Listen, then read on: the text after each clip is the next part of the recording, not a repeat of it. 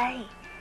Gaya ng lunti ang kulay ng bundok, ang bughaw na kulay ng kalangitan, ang ginto ang kulay na sikat ng araw, ang mistulang pilak na daloy ng sapa, ang hagibis ng hangin sa bukid, ang dagundong ng ilog, ang mahinahon at walang pagbabagong hugong ng buhay sa bukid.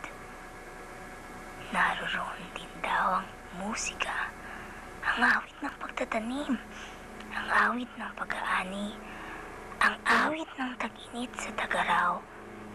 Parang isang musika, parang isang larawan at musika daw ang naging buhay nila Mama sa Santa Filomena, si Lolo Lupo, si Lola Pasha, si Tito Serapio, silang lahat sa buhay ni Mama.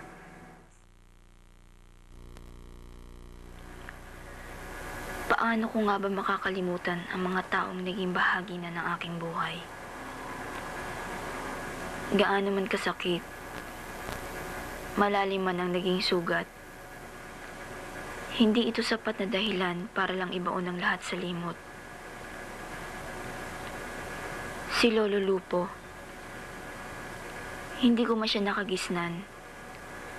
Alam kong dalisay ang kanyang pag-ibig para kay inay. Si Itay, gaano man kalaki ang kanyang kasalanan, alam kong minahal niya rin ang lolo. Lalong-lalo na si inay. Ang inay, sa kabila ng lahat ng kabiguan niya sa buhay, alam kong nakapagpatawad at nagmahal pa rin siya hanggang sa kahuli-hulihan ng kanyang hininga. Ako, hindi lang dito matatapos ang lahat. Sa ganitong pagkakataon, kinakailangan kong maging matatag.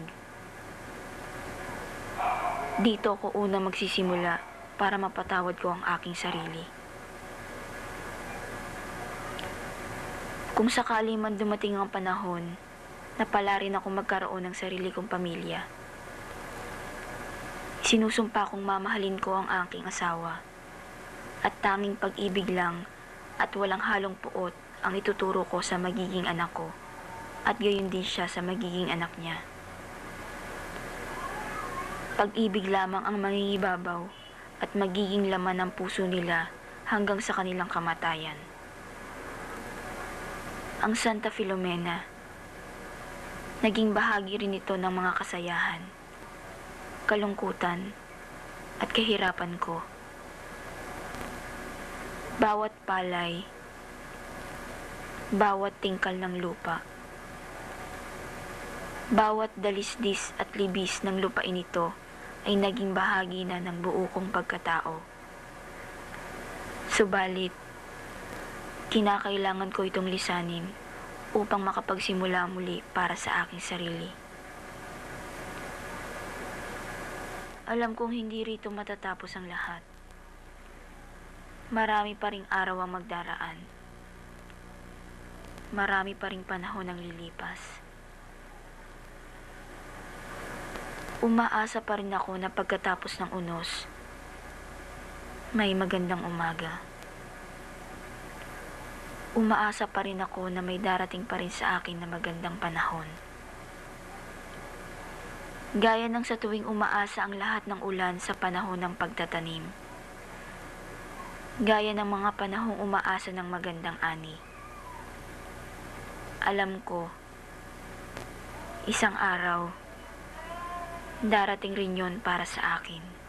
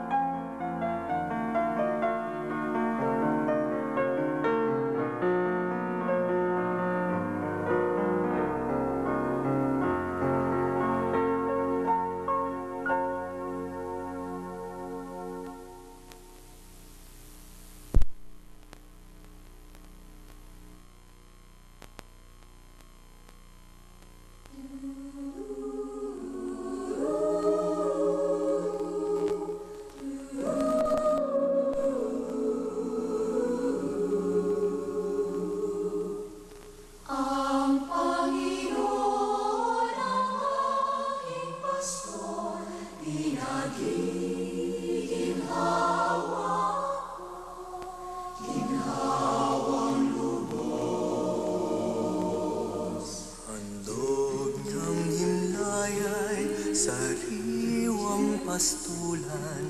Ang pahingahan ko'y payapang batisan, hatid sa kaluluwa ay kaginhawaan. Sa tumpak na landas, siya